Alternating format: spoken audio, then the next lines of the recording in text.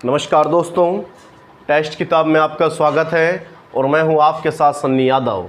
तो आइए जीव विज्ञान के अंतर्गत आज अपने नए अध्याय की शुरुआत करते हैं, जिसका नाम है मानव पोषण यानी कि ह्यूमन न्यूट्रिशन। यानी कि जो ये जीव विज्ञान का चैप्टर है काफ़ी ज़्यादा महत्वपूर्ण है आपका। तो इस चैप्टर के अंतर्गत, इस अध्याय के अंतर्गत हम चर्चा करेंगे कि जो हमारे लिए महत्वपूर्ण पोषक तत्व हैं, जैसे आपका विटामिन हो गया, प्रोटीन है, कार्बोहाइड्रेट है, आपका फैट है, मिनरल्स है, तो उन सभी के विषय में चर्चा करेंगे। तो जो टॉपिक होगा हमारा वो होगा मानव पोषण। और इस मानव पोषण के अंतर्गत जो हमें जिस चीज़ का हमें अध्ययन करना है वो है हमारे पोषक तत्व। तो हमें पढ़ना है इसमें पोषक तत्व के विषय में। तो पोषक तत्व के विषय में हमें अध्ययन करना है। तो जब पोषक तत्व के विषय में अध्ययन करना है तो पोषक तत्वों को हम दो भागों में बांटते हैं। पोषक तत्वों को हम दो भागों में बांटते हैं। नंबर एक है कार्बनिक और नंबर दो है अकार्बनिक। नंबर एक है कार्बनिक और नंबर दो है अकार्बनिक। यानी ऐसे पोषक तत्व जिनमें कार्बन पाया जाएगा और ऐसे पोषक तत्व जिनमें कार्बन नहीं पाया जाएगा। ठीक है, यानी कि आपके इन्हें ऑर्गेनिक कंपाउंड बोल देंगे, इन्हें इनऑर्गेनिक बोल देंगे आपका। तो अब देखते हैं कि जो कार्बनिक है, कार्बनिक में हमारा क्या क्या आएगा। तो अगर कार्बनिक की बात करें तो हमारा जो कार्बोहाइड्रेट्स है, जो हमारा कार्बोहाइड्रेट्स यानी कार्बोहाइड्रेट्स को हम शर्करा भी बोलते हैं। ठीक है, उसके बाद जो हमारा विटामिन है, यानी जो हमारा विटामिन है वो भी कार्बनिक है आपका। उसके बाद अगर बात करें जो हमारा वसा यानी जो हमारा फैट है, यानी जो हमारी वसा है, जो हमारा फैट है, तो भी कैसा होगा, वो भी हमारा कार्बनिक के अंतर्गत ही आएगा। उसके बाद यदि बात करें प्रोटीन, उसके बाद बात करें प्रोटीन, तो प्रोटीन भी कैसा होगा, कार्बनिक होगा। लेकिन अगर अकार्बनिक की बात करें तो उसके अंतर्गत आएगा वाटर यानी पानी और आपका मिनरल्स यानी कि आपके जो हमारे खनिज हैं आपके। तो यानी जो आपके पोषक तत्व थे, तो उन पोषक तत्वों को हमने दो भागों में बांटा। नंबर एक कार्बनिक में और नंबर दो अकार्बनिक में। यानी ये वो पोषक तत्व हैं जिनमें हमारा कार्बन की मात्रा है और ये वो पोषक तत्व हैं जिनमें कार्बन की मात्रा नहीं है आपकी। तो ये हमारे पोषक तत्व हैं, इनके विषय में हमें अध्ययन करना है। खास तौर पे आपके जो एग्ज़ाम की दृष्टि से जो महत्वपूर्ण पोषक तत्व है वो आपका विटामिन होगा। आप कोई सा भी एग्ज़ाम दोगे, अगर उस एग्ज़ाम में जीव विज्ञान से संबंधित क्वेश्चन पूछा जाता है तो बहुत ज़्यादा संभावना है कि वहाँ पर विटामिन से संबंधित क्वेश्चन आपसे ज़रूर पूछा जाएगा। तो पहले जब हम इन तत्वों का अध्ययन करेंगे तो इसमें जो हम सबसे पहले पढ़ाएंगे वो हम विटामिन के विषय में ही पढ़ाएंगे आपका। ठीक है, तो अगर कोई आपसे पूछे कि भाई विटामिन कार्बनिक है या नहीं है, बिल्कुल है। प्रोटीन कार्बनिक है या नहीं है, बिल्कुल है। वाटर कार्बनिक है, नहीं है। मिनरल्स यानी खनिज कार्बनिक है, तो नहीं है। ये इनऑर्गेनिक है यानी अकार्बनिक है और ये आपके कार्बनिक तत्व होंगे आपके। ठीक है, तो पोषक तत्वों को हमने दो भागों में बांट दिया, एक कार्बनिक में और नंबर दो क्या है हमारा, नंबर दो है हमारा अकार्बनिक। तो अब हम इनके एक एक के विषय में अध्ययन करेंगे। ठीक है, तो अगर उसके बाद अगर आपसे मैं बात करूं तो एक बात आप याद रखेंगे कि जो हमारा कार्बोहाइड्रेट है, जो हमारा शर्करा है, और एक हमारा वसा है और एक हमारा प्रोटीन है। यानी कि कार्बोहाइड्रेट, वसा और प्रोटीन, इन्हीं तीन तत्वों से हमें ऊर्जा प्राप्त होती है। यानी जो मेन एनर्जी के जो स्रोत हैं हमारे, वो कार्बोहाइड्रेट है, वसा है, प्रोटीन है। अगर विटामिन की बात करें तो ये हमारे जो शरीर में जो बायोलॉजिकल क्रियाएं, जैविक क्रियाएं, उन्हें एक तो संतुलित करेगा और एक हमें बीमारियों से बचाने का कार्य करेगा। आपने पढ़ा होगा कि विटामिन ए की कमी से कौन सा रोग होगा, बी की कमी से कौन सा रोग होगा, सी की कमी से कौन सा रोग होगा। तो यानी जो विटामिन है वो हमें रोगों से बचाने का कार्य करते हैं। तो ये बात याद रखेंगे कि जो ऊर्जा का स्रोत होगा वो केवल कार्बोहाइड्रेट होगा, वसा होगा यानी फैट हो जाएगा और केवल प्रोटीन होगा। तो आज जो हम सबसे पहले पढ़ेंगे वो हम पढ़ना शुरू करेंगे आपका विटामिन से। विटामिन के विषय में पढ़ेंगे, उसके बाद फिर क्रमबद्ध तरीके से एक एक चीज़ को हम लेकर चलेंगे आपका। ठीक है, तो इसे मैं रफ कर रहा हूँ, उसके बाद हम आगे बढ़ते हैं।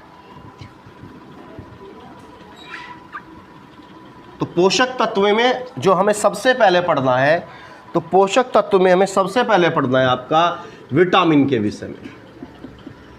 तो पोषक तत्व के विषय में हमें पढ़ना है विटामिन के विषय में। अब काफ़ी ज़्यादा बार क्वेश्चन पूछा गया है कि जो विटामिन है, विटामिन का खोजकर्ता कौन है। ये जो विटामिन है, विटामिन की खोज किसने की है आपको। तो आइए देखते हैं कि जो विटामिन है, तो विटामिन की खोज किसने की थी। तो आप याद रखेंगे कि जो विटामिन की खोज की थी वो की थी लूनिन नामक वैज्ञानिक ने, और ये की थी 1881 में। यानी जो विटामिन की खोज की थी वो की थी लूनिन ने। अब बहुत के दिमाग में आएगा कि जी हमने तो फंक पढ़ रखा है। बिल्कुल सही। अगर बात करें फंक, तो फंक ने लगभग 1911 में विटामिन का नामकरण किया था। खोज की थी लूनिन ने, लेकिन जो नामकरण किया था वो किया था आपका फंक ने। अब मान लीजिए क्वेश्चन पूछा गया कि विटामिन का खोजकर्ता कौन है। अब वहाँ पे ऑप्शन में लूनिन है ही नहीं, ऑप्शन में क्या है, फंक है। तो आप आंसर क्या लगाओगे, फंक लगाओगे। ये अधिकतर जो आज तक क्वेश्चन पूछे गए हैं वो इसी प्रकार से पूछे गए आज तक। जब बायोलॉजी में आपने पढ़ाया था मैं चैप्टर ग्रंथि वाला कि सबसे छोटी ग्रंथि कौन सी है। अंतःस्रावी की बात करें तो पीनियल है, प्यूस सेकंड है स्मॉलेस्ट। लेकिन क्वेश्चन पेपर में क्या आता है, जो सेटर होता है वो हमेशा प्यूस को देता है आपका।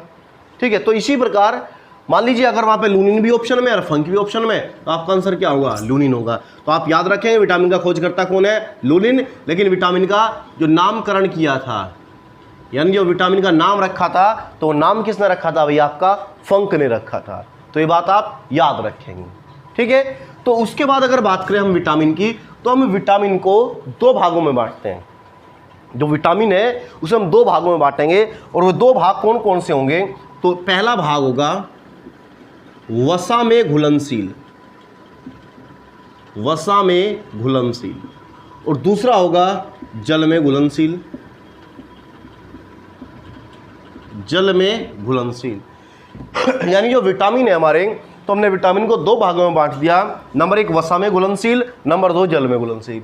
यानी कुछ विटामिन ऐसे होंगे जो वसा में घुलनशील होंगे, और कुछ विटामिन ऐसे होंगे जो जल में घुलनशील होंगे। तो आइए अब देखते हैं कि वसा में घुलनशील विटामिन कौन कौन से हैं। तो अगर बात करें तो जो वसा में घुलनशील विटामिन है वो है ए, डी, ई और के, और जो जल में घुलनशील विटामिन है वो है बी और सी। तो उसे सिंपल सा याद रखने का तरीका ये है, इसे एक शब्द बनता है कीड़ा, के ई डी ए। बात तो वही है आपका, ए डी ई के कर लो, के ई डी ए कर लो आपका। तो आप याद रखोगे जो वसा में घुलनशील विटामिन है वो आपके 4 हैं, और जो जल में घुलनशील विटामिन है वो आपके 2 हैं, बी और सी। तो आपसे बहुत बार, काफ़ी बार क्वेश्चन पूछा गया है, आपको दे देगा कि अगर निम्नलिखित में से कौन सा विटामिन जल में घुलनशील है, या निम्नलिखित में से कौन सा विटामिन वसा में घुलनशील है। तो आपको पता होना चाहिए कि जल में घुलनशील विटामिन कौन सा होगा आपका, और जो आपका वसा है, वसा में घुलनशील विटामिन कौन सा है आपका। ठीक है, तो अब आगे बढ़ते हैं, इन चीज़ों को हम देखते हैं, एक एक को हम पढ़ते हैं। तो हम सबसे पहले जो पढ़ेंगे वो पढ़ेंगे वसा में घुलनशील विटामिन, उसके बाद पढ़ेंगे हम जल में घुलनशील विटामिन के विषय में। ठीक है, तो ये सारी चीज़ें आप नोट कर लेंगे। बाकी में जो पीडीएफ है वो आपकी डाल दी जाएगी, जो पहली पीडीएफ रुकी हुई है वो भी शायद कल तक डाल दी जाएगी। ठीक है, तो अब हम देखते हैं पहले वसा में घुलनशील विटामिन। तो जो वसा में घुलनशील विटामिन था, तो हमारा पहला विटामिन कौन सा था, तो विटामिन ए, विटामिन ए। तो हमारा पहला विटामिन कौन सा था, विटामिन ए। अब इससे जो महत्वपूर्ण चीज़ है वो देखिए आपका क्या है। विटामिन ए से जो क्वेश्चन पूछेगा आपका, वो पूछेगा विटामिन ए जो है इसका रासायनिक नाम क्या है।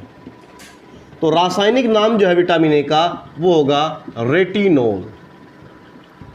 तो विटामिन जो ए है, तो विटामिन ए का जो रासायनिक नाम है, तो रासायनिक नाम विटामिन ए का क्या है भैया आपका, तो विटामिन ए का जो रासायनिक नाम है वो है आपका रेटिनोल। तो ये आप याद रखेंगे, रेटिनोल। उसके बाद यदि बात करें तो आपसे जो पूछा जाएगा अगर विटामिन ए की कमी हो जाए, तो विटामिन ए की कमी से, विटामिन ए की कमी से कौन सा रोग होगा, तो विटामिन ए की कमी से जो रोग होगा वो होगा रतौंधी। इंग्लिश में बोलेंगे तो night blindness, night blindness, night blindness. इस बीमारी में क्या होगा आपका, सूरज जैसे जैसे ढलेगा, यानी शाम के बाद व्यक्ति को दिखना कम हो जाएगा आपका। यानी प्रॉपर, ये नहीं कि प्रॉपर उसे दिखेगा लेकिन आभास के रूप में वो क्लियरिफाई नहीं कर पाएगा कि सामने खड़ा व्यक्ति कौन है, यानी उसकी आवाज़ से बता पाएगा कि कौन है आपका। तो इसे कहा जाता है रतौंधी आपकी। ठीक है, एक ये महत्वपूर्ण रोग है आपका। एक रोग और बता रहा हूं मैं, एक रोग होता है उसका नाम है जीरोपथलेमिया।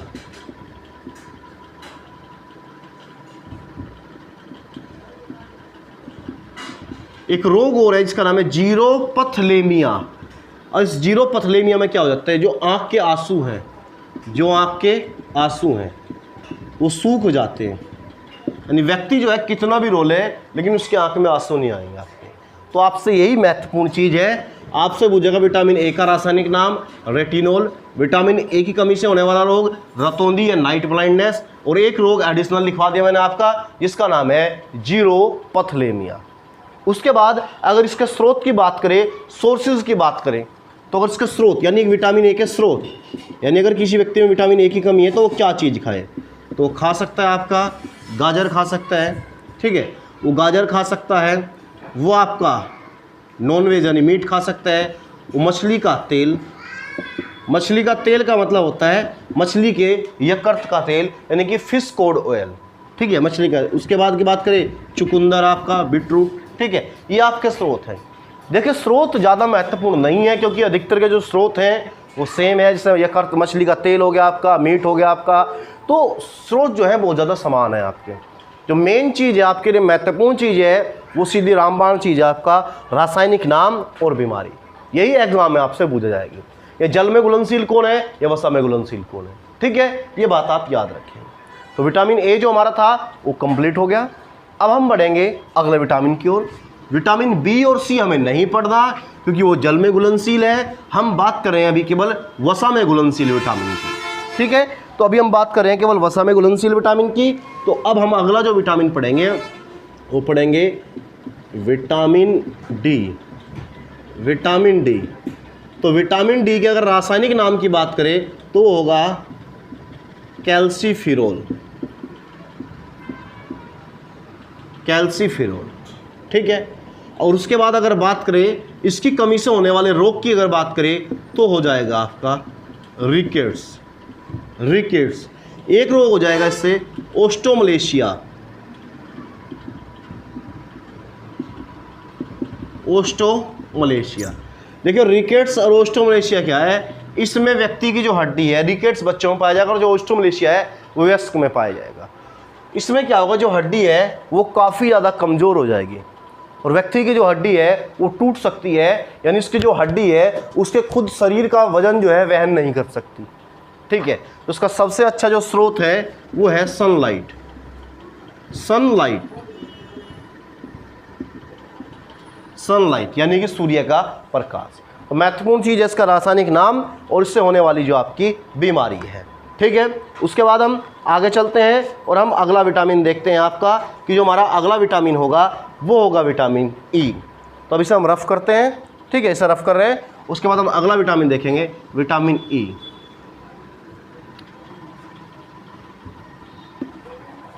अगला विटामिन होगा हमारा विटामिन ई।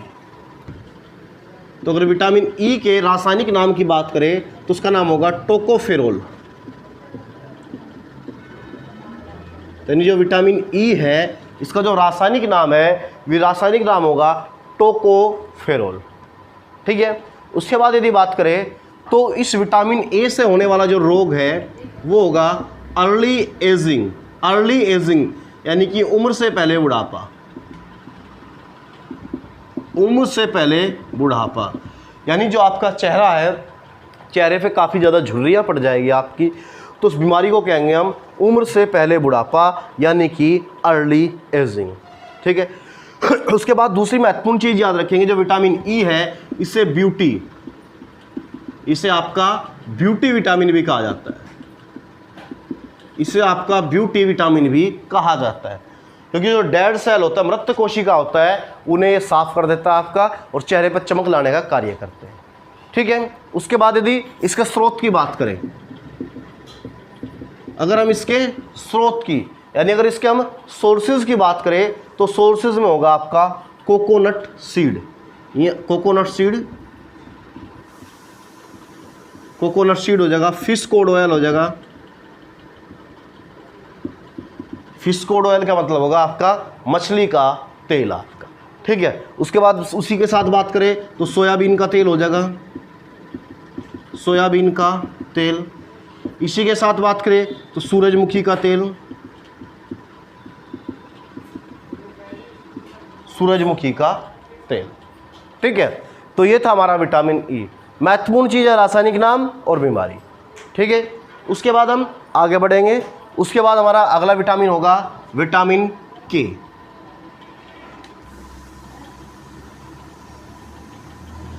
उसके बाद होगा हमारा अगला विटामिन, और अगला विटामिन होगा, उसका नाम होगा विटामिन के। विटामिन के की बात करें तो उसका जो रासायनिक नाम होगा वो होगा फाइलोक्वेनिन। इसका जो विटामिन के है, विटामिन के का जो रासायनिक नाम होगा वो होगा फाइलोक्वेनिन, ठीक है। अगर रोग की बात करें तो इसकी कमी से एक रोग हो जाएगा जिसका नाम है हीमोफीलिया। हीमोफीलिया ये रक्त से संबंधित है आपका हीमोफीलिया आपका, ठीक है। उसी के साथ अगर इसके स्रोत की बात करें तो हो जाएगा आपका हरी सब्जी है, चुकंदर है, अंडा है, मांस है, ठीक है। हरी सब्जी है, चुकंदर है, मांस है, अंडा है, तो ये सारे के सारे इसके स्रोत हैं। इसी के साथ अगर बात करें विटामिन ए एक महत्वपूर्ण कार्य करता है, ये रक्त का थक्का जमाने में मदद करता है। यानी जो विटामिन के है ये भैया आपका जो रक्त का थक्का है, तो ये रक्त का थक्का जमाने में भी मदद करेगा, ठीक है। तो ये हमारे जो जितने भी आपको जो विटामिन कराए हैं, ये सारे के सारे जो विटामिन थे ये थे हमारे किस में घुलनशील विटामिन, वसा में घुलनशील विटामिन, ठीक है। ये थे हमारे सारे के सारे जो विटामिन थे, ये थे वसा में घुलनशील विटामिन। इसके बाद आज के लिए हम केवल इतना ही करेंगे। इसके बाद हम जो नेक्स्ट क्लास होगी हमारी, उसमें हम पढ़ेंगे जो हमारे जल में घुलनशील विटामिन है, जो विटामिन बी और सी। विटामिन बी के काफ़ी ज़्यादा पार्ट है, B1, B2, B3, B5, B7, B6, B7, B9, B12, B15, B17, तो वो सारे पार्ट को हम देखेंगे, ठीक है। तो इस वजह से केवल आज इसमें इतना ही कर लेंगे आपका। उसके बाद जो कल क्लास होगी उसमें हम जितने भी जल में घुलनशील विटामिन है उनके विषय में अध्ययन करेंगे। धन्यवाद।